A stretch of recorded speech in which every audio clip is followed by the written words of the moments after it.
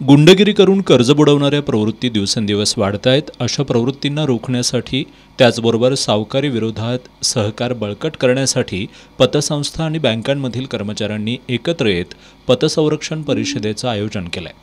4 फेब्रुवारीला सकाळी 11 वाजता दसरा चौकातील दिगंबर जैन बोर्डिंग हॉलमध्ये ही परिषद होणार आहे. पालकमंत्री हसन मुश्रीफ यांच्या हस्ते परिषदेचं उद्घाटन होणार आहे. कोल्हापूर जिल्हा नागरी बँक सहकारी असोसिएशनचे अध्यक्ष निपुण कोरे यांची यावेळी प्रमुख उपस्थिती असणार आहे.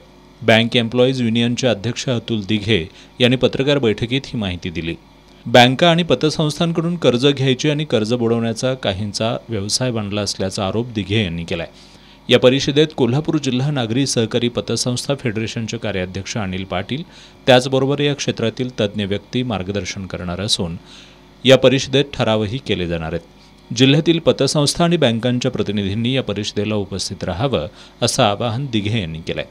पत्रकार बैठकीला बँक एम्प्लॉईज युनियनचे महासचिव नारायण मिरजकर, अनिल रेंदाळे, दिलीप लोखंडे, सुनील भांडवले, सूर्यकांत जाधव, विनायक तारळेकर, धनपाल कोरगावे आदी उपस्थित होते.